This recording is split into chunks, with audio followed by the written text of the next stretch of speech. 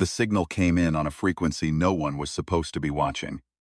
Dara Voss had been watching it for 11 days.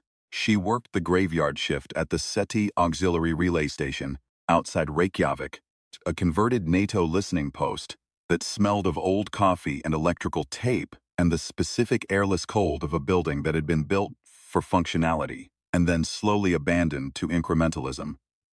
Tubes replaced, crosshairs upgraded, the original purpose evolving past the structure that housed it until the structure had become a kind of fossil around the living work inside. Job, officially, was to monitor the passive array for anomalous signals and log anything above the noise floor. Her job, unofficially, was to not think too hard about what she was logging. The station director had made that clear on her first day, when he handed her a laminated sheet titled Classification Thresholds, and said, with a tired smile, that the thresholds were higher than she'd think. Dara had nodded and filed the laminated sheet in the drawer with the other laminated sheets and started thinking very hard about everything. The signal was, on its surface, unremarkable.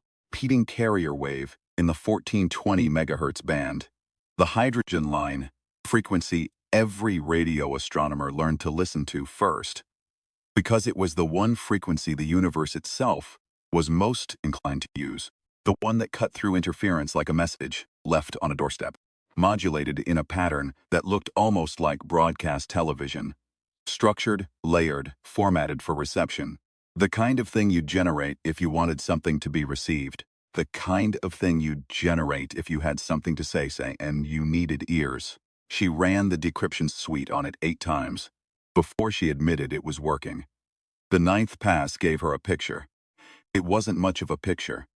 Mostly noise and static with a central figure that kept resolving and dissolving like a face seen through fog. But there were shapes she could hold. A broad, asymmetrical silhouette. Something like a torso, something like a head, and around the figure, the suggestion of a studio. Chairs, lights.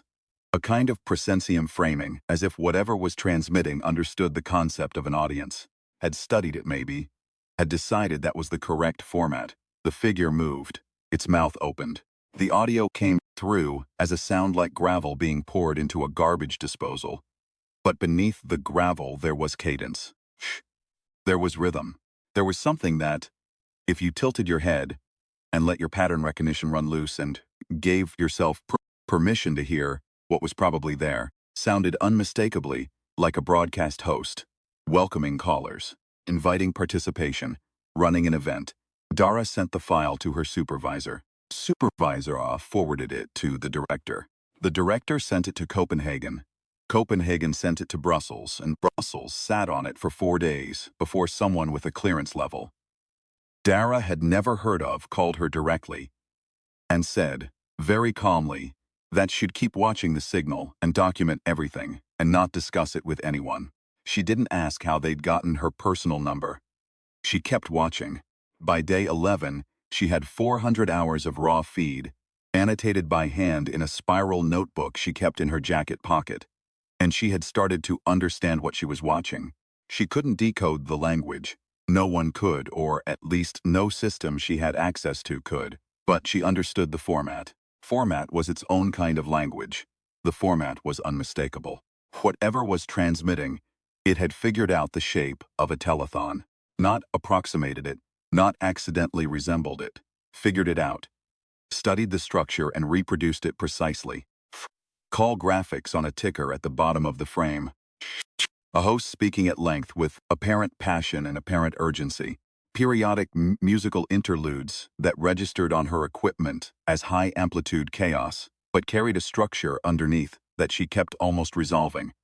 Like a word on the tip of your tongue, like a shape seen through water, always one more pass away from clarity. Testimonials, or things formatted like testimonials. Other figures coming on screen briefly to speak and then departing. A counter of some kind. In the upper right corner of the frame, accumulating steadily. She made a note in her log. The counter is going up. Whatever they're counting, it's going up. She looked at the note for a moment and then added, It was going up before I started watching. The call came 3 days later from a number with no area code. And The voice on the other end told her that a briefing had been convened at a location she'd be driven to and that she should pack for a week. She asked what the briefing was about. The voice said it was about the signal. She said she'd figured that. The facility was underground, somewhere in Central Europe, built at a depth that told her something about how seriously someone was taking this, and at what point they had started taking it seriously. Deep facilities took years to plan and build, and the earth above them didn't smell like something dug last month. The briefing room had a long table with 14 people around it, half of them in uniform, and at the head of the table was a man named Dr. Orlin Crane, who had the kind of face that had been doing this too long and had resolved to keep doing it anyway. Crane told her what they knew. It wasn't much more than what she'd pieced together herself, which should have been reassuring but wasn't. The signal had originated from an object on an approach vector into the inner solar system, decelerating. Under power, clearly under power, because natural deceleration on that trajectory didn't work that way, and clearly occupied. The object was, in broad terms, enormous. Decryption teams had gotten further with the audio than she had. They'd mapped some of the phonemic structure, not enough to translate, but enough to know the thing was asking for a response. Rather, it wasn't asking, it was broadcasting. There was a difference, Crane explained. A broadcast didn't need acknowledgement. A broadcast was confident of its own reception. She asked what the counter in the upper right was. Crane looked at the screen for a moment before he answered. That pause told her something. We think it's a capacity indicator, he said. Something they need to fill. Fill with what? He looked at her again with that tired face. We're not sure, but the term that keeps coming back, in the phonemic analysis, the one word we've been able to isolate across the most samples, translates, very loosely, as something like souls. The room was quiet. Souls, she said, it's the closest analog. The root concept, as best we can determine, refers to some kind of essential biological marker, a compound, a frequency, something that occurs in living tissue and can apparently be extracted and stored. The counter tracks accumulation, and based on our trajectory modeling, whatever they're accumulating doesn't need to come exclusively from this planet.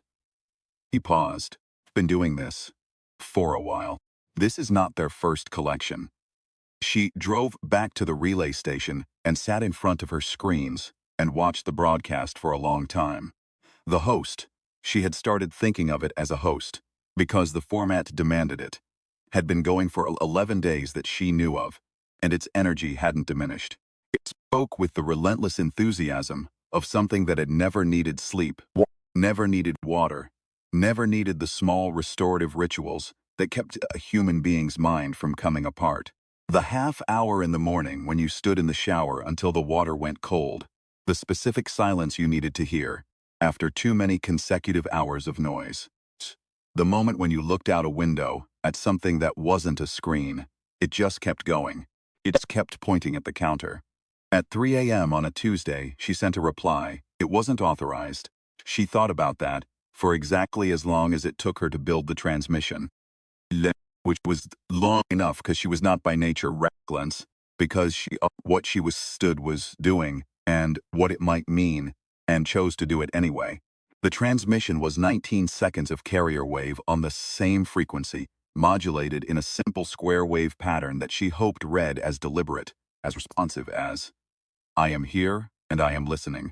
She transmitted it and then sat very still in her chair for a long time. 15 minutes later, accounting for light travel time, which she'd calculated twice, the broadcast changed. It's not significantly. The host kept talking. The counter kept climbing. But there was a new element now, inserted between two of the musical interludes, and when she isolated it and ran it through the phonemic mapping that Crane's team had been assembling for weeks, she got something she could almost read. She sent the recording to Brussels. Sent her back a transcript of their best translation attempt, flagged as highly uncertain, with 17 alternate interpretations collapsed into a footnote. Primary translation read, the small ones have barked. How charming, she read it 3 times. The word that they'd rendered as charming had a footnote of its own. could also be translated as curious, pathetic, interesting, or unexpected. The root concept is closer to something worth noting briefly before returning to the work. She thought about that for a while. She made coffee. She looked out the window at the dark. Then she sent another transmission. This one was longer. She used the full phonemic map Crane's team had assembled, not to speak their language. She was nowhere near that, and she knew she was nowhere near that, but to pattern match her own modulations to sounds that had appeared frequently in the broadcast, arranging them in sequences that she hoped conveyed something. It was the equivalent of trying to speak a language you'd only ever heard sung, using only the syllables you'd recognized from the melody, constructing meaning from recurrence and position, and the rhythm of what you'd observed without understanding. It was objectively absurd. It was also the only option available to her at 3 in the morning in Iceland with an unauthorized transmitter. And whatever was in her coffee, she did it anyway. The response came back in 11 minutes. The translation was cleaner this time. The uncertainty flag was lower. The broadcast paused. Actually paused. The host going silent. The ticker frozen. For approximately 40 seconds, which she calculated was enough time for whatever were receiving her signal to confer and formulate a response. And then the host said something, directly at the camera, directly at whoever was watching, and the translation came back from Brussels. Urgent now, double flagged, distributed to her and to Crane and to 12 other addresses she didn't recognize, as one of them is trying to communicate. This is not relevant to the collection. The broadcast resumed. The counter went up. She sat with that. Collection, not harvesting. Not absorbing. Collection, the word of something organized, purposeful, bureaucratic. Something with a quota and a deadline, and a process that had been running long enough to develop institutional vocabulary. She thought about all the things that ran telethons, charities and public television stations, and disaster relief funds, things with goals and shortfalls, and the desperate, cheerful energy of something that needed you to call in, needed you to participate, needed you specifically and urgently. She thought about what kind of species looks at a planet full of living things and sees a collection task. She thought about what kind of species runs a telethon about it and transmits that telethon on the hydrogen line, the frequency everyone knew to listen to, as if to say, "We know you can hear this, and we don't especially care." She went back to her screens and started building a different kind of signal. Took her 9 days, and she slept badly, and ate badly, and drank too much coffee, and filled 2 more spiral notebooks, and read every translation memo that came through Brussels with the close attention of someone who knew that each imperfect word was the only window available. What she was building wasn't a translation. She'd stopped pretending translation was the goal. She was building was an interference structure, not jamming. Jamming was visible, clumsy, and would accomplish nothing against something this powerful and this confident. What she was building was more precise. A signal that would ride inside the broadcast's own carrier wave, piggyback on its own structures, invisible to most detection spectra, because it used the broadcast's own frequency signature as its camouflage. The target was the counter in the upper right corner, not to zero it out, not to crash it, just to slow it. Introduce a fractional error in the modulation pattern that controlled the accumulation readout. A drift, a wobble, the kind of small systematic error that would be hard to locate and harder to correct precisely because it was so small. The kind of error that only matters if you're working close to a threshold. She sent the interference signal and watched the counter. It slowed. Not much, a fraction of a fraction. The fraction was real and it was measurable and repeatable. And she sat very still with her hands in her lap and let herself have the small, specific satisfaction of a mechanism doing what she'd designed it to do. Not victory, not even close to victory. Just the confirmation that the gap between them wasn't as absolute as the broadcast's confidence implied. Response from the object came 43 minutes later. The host stopped speaking. The ticker froze. Then, for the first time in weeks of broadcast, the host was replaced by something else. A different figure, standing where the host had stood, looking directly at the camera with an expression that the visual scenists in Brussels would spend months trying to characterize.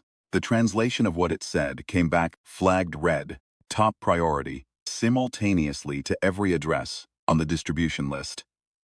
Something is interfering with the accumulation mechanism. The small ones are not supposed to be able to do that. She printed the translation and took it down the hall to the kitchenette and stood at the window and read it again. Outside, the sea moved in the dark. The sentence kept offering itself to her in slightly different forms. Are not supposed to be able to, not, cannot not. We did not expect. The phrasing of something that had not updated its model, that was looking at a data point that didn't fit and reaching for explanation in its assumptions rather than in the data. She went back to her desk and started the second interference layer. The object, it entered the inner solar system 26 days after her first transmission. And by then, the response structure had grown into something she couldn't quite encompass, agencies and governments, and institutions coordinating through channels that she was part of. Only because she'd gotten the signal going both ways before anyone else had managed it. She was not in charge of anything. She was a relay station technician who had sent an unauthorized transmission and had been too useful to reassign. But she had something no one else had.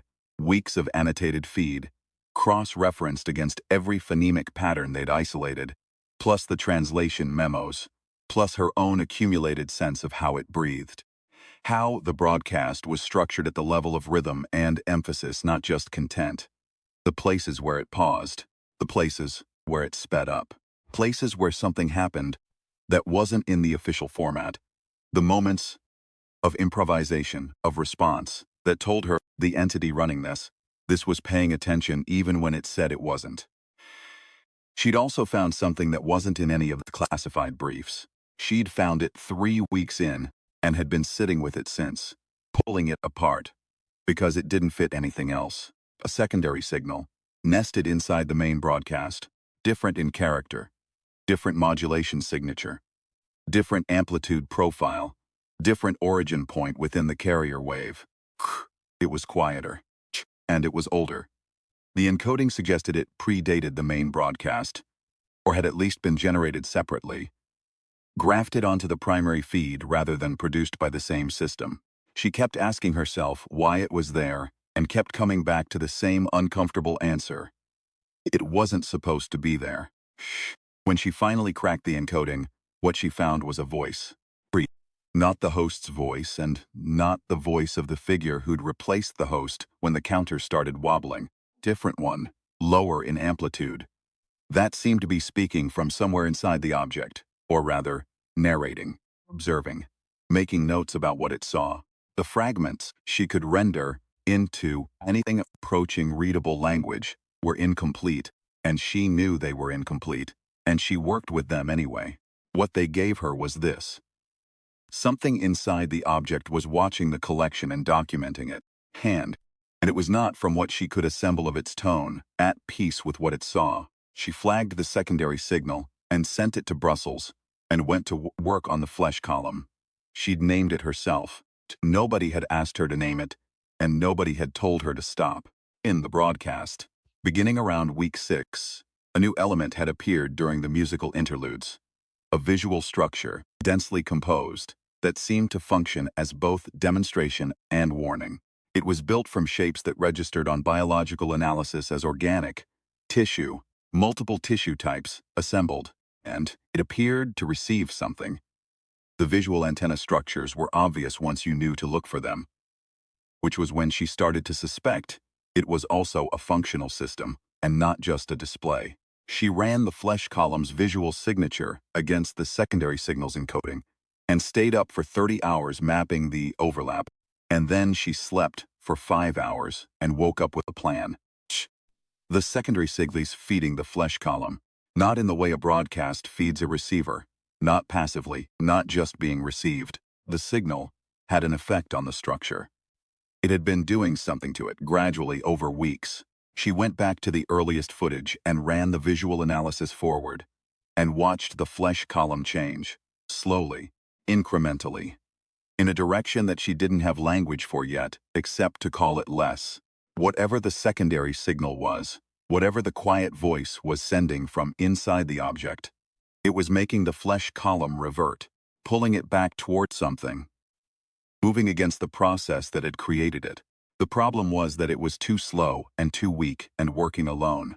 If she could amplify it, she could take the return signal from her interference layer, already threading through the broadcast's own structures, and use it to carry the secondary transmission back through the flesh column at a higher amplitude.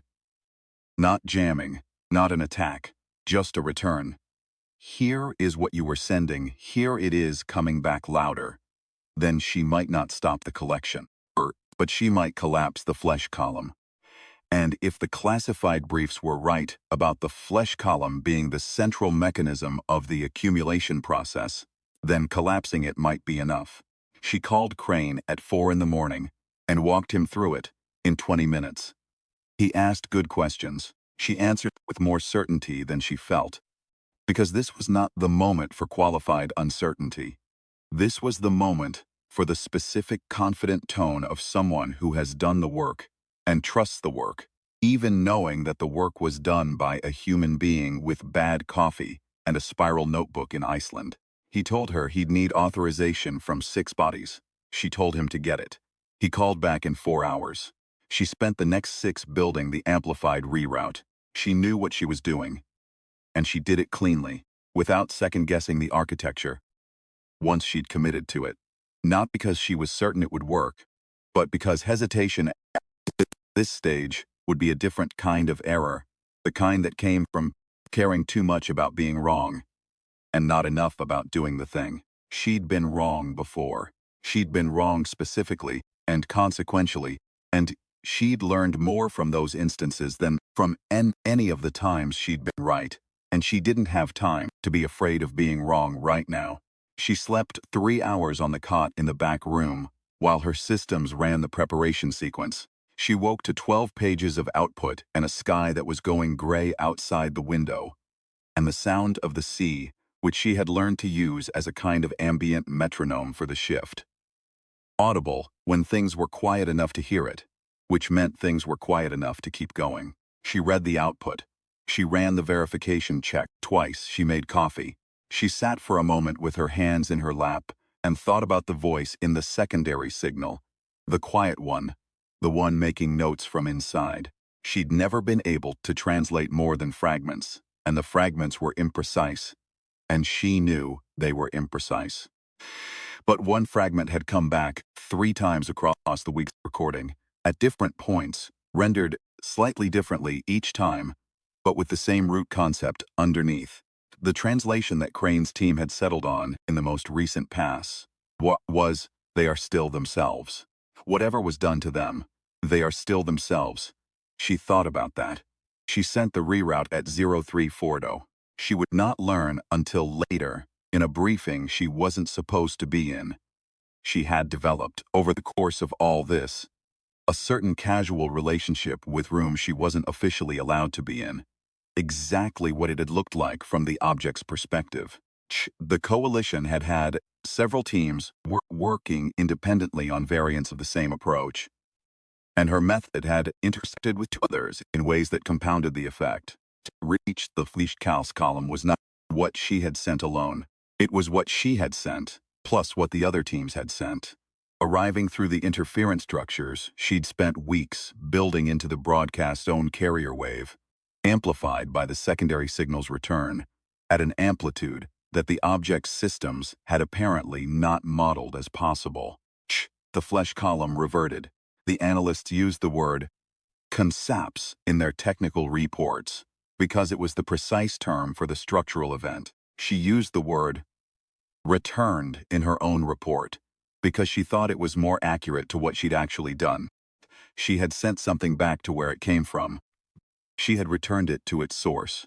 Everything had gone back to where it was supposed to be. The broadcast ended. Not gradually. The counter, which had been decelerating for weeks, flipped, went backward, and then the feed cut and the carrier wave went silent, and the gravel voice of the host was simply gone. mid-word or mid-sound or mid-whatever it was doing, and the relay station screens showed nothing but noise. She sat in the chair for a long time. After a while she made coffee. Her hands were steady. She had expected some kind of tremor, some somatic announcement of what had just happened. But her hands were steady, and the coffee was at and outside the window, the Icelandic dark was going gray at the edges with the first suggestion of dawn. The object changed course. Slowly, over the following weeks, the decelerating vector became an accelerating one, pointing outward. By the time anyone could characterize the trajectory conclusively, it was beyond reliable tracking. Whatever direction it had gone in was not toward anything that had been mapped. She wrote her report over the following week. 400 pages. She put the important part in the executive summary, because she had learned that executive summaries were the only part that reliably reached the people who made decisions. The collection mechanism was dependent on a signal introduced into the broadcast against the originating entity's design. When that signal was returned to its source at sufficient amplitude, the mechanism collapsed. The entity responsible for the secondary signal may have been working counter to the broadcast's stated purpose from the beginning. Further analysis recommended. The summary was read. The further analysis was not prioritized, as far as she could tell. She went back to the graveyard shift. The station still smelled like old coffee and electrical tape. The screens showed noise and nothing else. She logged anomalies above the threshold and drank too much coffee and watched the sky through the window go through its Icelandic progressions. Gray to pale gold, to the specific clear light of northern summer that lasted until nearly midnight and still somehow came back as morning. 3 weeks after the broadcast ended, she found the new signal. She hadn't been looking for it exactly. She was monitoring the passive array as she was supposed to and logging what she found. And the new signal didn't announce itself. It was low amplitude, high frequency, tight beamed. The kind of signal that wasn't trying to be a broadcast. The kind of signal that was trying to reach one specific receiver and knew which one to reach. She ran the phonemic mapping she'd built over months of the broadcast and the secondary signal analysis and the fragments she'd worked from during the long nights of the interference campaign. This signal was cleaner than anything she'd worked with before. The encoding was familiar. The same root structure as the secondary signal, the quiet voice making notes, but cleaner, as if the source was no longer having to transmit through something else, no longer embedded and constrained, no longer sending from inside a system that wasn't meant to carry it. The translation took 4 hours and 3 attempts and came out with a clarity she hadn't experienced before. Not high certainty in the formal sense, not zero uncertainty flags, but the kind of clarity that comes from having learned the shape of something and recognizing it when it comes back in a different form. It read like this. You heard me. I didn't think anything down there was listening on that frequency. I've been using it for a long time and nothing has ever responded. You were there, and you heard me, and I wanted you to know that I saw what you did with what you had. 'Twas almost nothing. By any measure I know, I have been in this work for a long time. I have watched a lot of worlds go through the collection. Some of them tried to run. Some of them tried to hide. Some of them waited for something to come and save them. You started talking. You received a broadcast not intended for you, identified its structure, and responded. You made it a conversation. And then you found the interference architecture. And then, without knowing what you were doing, you found me. You reached into the structure and found the one part of it that was trying to help you, and you helped it help you. That was not a coincidence. That was a kind of intelligence I don't have a clean category for. My name doesn't translate into anything you'd recognize as a name. I was what I was before they changed me. I have been trying for a long time to get back to that. You helped me get further back than I've been in a very long time. I am going back now. I don't know what there is to go back to. But I wanted you to know, before I did, that you were heard. You were louder than you knew. You were louder, by any measure I have, than you had any right to be. There are others coming. Not like them, not a collection, but others. Shh. You are not alone in the universe, and that is not always the comfort it sounds like when someone says it for the first time. There will be things out here that are dangerous, and things that are not, and things you won't be able to tell apart at first. You will make mistakes, and some of those mistakes will be costly. But you started talking first. That matters more than I know how to explain to you. Keep the frequency clear. I'll try to check in. Dara read the translation twice. She read it a third time. She looked at the date and timestamp on the signal, the precise, reliable record of when it had arrived. And she made a note in her log, in the spiral notebook she'd been keeping since the first day. Secondary entity, separate transmission, origin indeterminate, translation attached. She paused for a moment. She added, recommend maintaining active monitoring on this frequency. Recommend establishing formal reply protocol. She thought about the 19 seconds of unauthorized carrier wave she'd sent into the dark at 3 in the morning, months ago, and what had come back from it. She thought about the specific satisfaction of a mechanism working. She thought about the word charming and all its alternate translations and the thing that had said it. Vast, confident, organized, and how it had been wrong about what it was dealing with.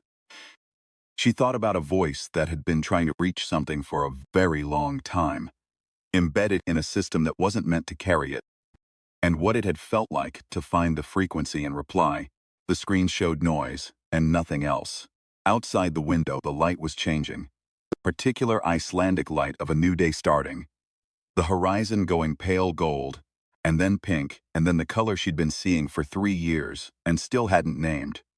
Because some things resist the domestication of naming, and were better left as themselves. C was audible. The array was running. The frequency was clear. She opened a new log entry. She started with the date and the time, and the signal strength, as she always did, because the record mattered, and the precision mattered, and the habit of careful documentation was the thing that had made all of this possible in the first place. Not brilliance, not heroism, just the habit of watching closely and writing down what you saw.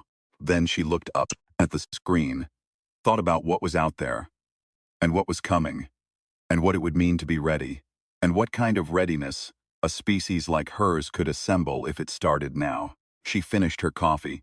She kept watching. There were forms to fill out. There always were, after something like this. The machinery of institutions demanding its paperwork even when the institutions themselves were still processing what had happened. She'd fill them out. She'd write the supplementary reports. She'd sit through the follow-on briefings and answer the same questions she'd already answered in her 400-page report. And she'd do it without impatience, because the questions deserved to be asked and the people asking them deserved to hear the answers in their own time. She'd learned that, too, over the course of this. That patience wasn't weakness. It was the thing you needed when you were working with living systems, which was all she'd ever been doing. The world would mostly go on, not knowing that the collection had come within a fraction of completion, before a shift worker, with bad coffee and a habit of careful observation, had sent 19 unauthorized seconds of square wave carrier wave into the dark. She had not done it to be known. She'd done it because the signal was there and she was watching. And it had seemed like the kind of conversation worth having, even if no one was listening. It had turned out someone was listening. That was the thing about sending signals. You never quite knew. The sun was fully up now. The sea gone from audible to visible as the light changed the relationship between things. She could see the water from the window if she turned her chair. She didn't turn her chair. She kept her eyes on the screen and her hands near the keyboard, and her log opened to a fresh page, and she thought about the others that were coming, and the things that could be built between now and then, and the specific human talent for building things while being afraid, for working on problems while not knowing the answers, for talking into frequencies that no one had ever responded to before. Not out of certainty, out of the stubbornness of being a species that had decided, somewhere back in its early and unremarkable history, that silence was not acceptable. Keep the frequency clear. She kept it clear. she was still watching. There was a particular quality to the silence after the broadcast ended that she kept coming back to, in the weeks that followed. Not the absence of sound. The sea made its noise. The equipment hummed. Brussels sent its memos. But the absence of that specific transmission, the carrier wave she'd been riding for months, the shape it had carved in her listening, it had been like a second heartbeat she'd gotten used to. The way you got used to the sounds of a building and stopped hearing them until the building changed. When the broadcast cut, she'd felt the silence before her instruments confirmed it. She'd felt it in her body. The way you feel the end of something you've been close to for a long time, even when the end is what you were working toward. She hadn't told anyone that. She'd written it in the spiral notebook, instead, in the section she kept for things that didn't belong in official logs. The notebook had a lot of entries by now. She thought about the first briefing, the 14 people around the table, the classification thresholds on their laminated sheets. She thought about how small the conceptual gap had been between everyone who'd been authorized to think about this and everyone who hadn't. That gap had been a clearance level and a set of phone calls and one unauthorized transmission at 3 a.m. And the clearance level was an administrative fact, and the phone calls were institutional mechanics, and the transmission was the only part that had actually changed anything. She hadn't needed authorization to send it. She'd needed the discipline to do it cleanly, and the patience to wait for the response, and the stubbornness to keep responding. When the response came back as a dismissal, the small ones have barked. How charming. She thought about the analyst who'd translated that, and had been careful about the footnote, had noted the cluster of alternate meanings, had done their job with precision, because precision was what the situation required, even when the situation was unprecedented. She thought about the decryption teams who'd built the phonemic map she'd used. Quietly, without credit and mostly without sleep. She thought about Crane, who'd gotten the authorization in 4 hours when she'd asked him to, which was faster than she'd thought possible, and which meant he'd been ready for the ask before she made it, had already been thinking about the same problem from a different angle, had been doing the same thing everyone in this had been doing, working in parallel, working with incomplete information, working on the assumption that the work was worth doing. That was the thing about it. In the end, it wasn't one person in a relay station. It was everyone who'd taken the signal seriously, and everyone who'd kept the logs, and everyone who'd answered when called, and everyone who'd built the systems that made the interference possible to design, decades before the interference was needed. It was the discipline of people who had watched frequencies no one was supposed to be watching. Because someone had decided, at some point in the institutional history, that watching was worth doing, that the cost of attention was lower than the cost of being caught, not paying attention. She had been the one to send the transmission. Transmission had worked because of everything that made it possible to send it. And most of that everything had been built by people who didn't know what they were building it for. She made a note about that. She wasn't sure it belonged anywhere official, but the notebook would take it. Outside, the sea went on, the light went on, the array ran. Frequency stayed clear, clean noise, with nothing coded into it, nothing accumulating, nothing counting toward anything. She watched anyway. She would keep watching. Someone had to, and she'd found out the hard way, and the only way that she was good at it. That the watching was not passive, that it accumulated into something. That the careful and consistent attention paid to the unremarkable was the only thing that let you recognize the remarkable when it arrived.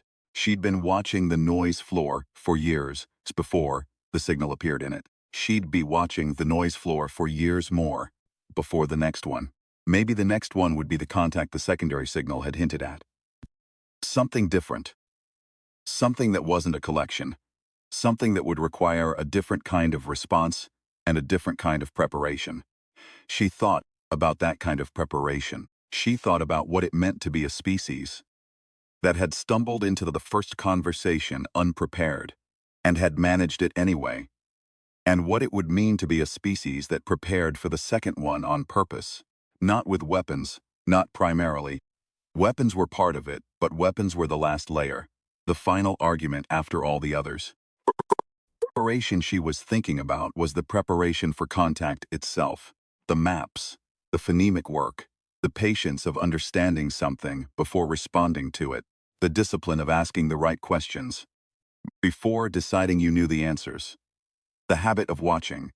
She wrote that down too. Then she closed the notebook and looked at her screen and let the morning run its course around her. Frequency was clear. She was still there.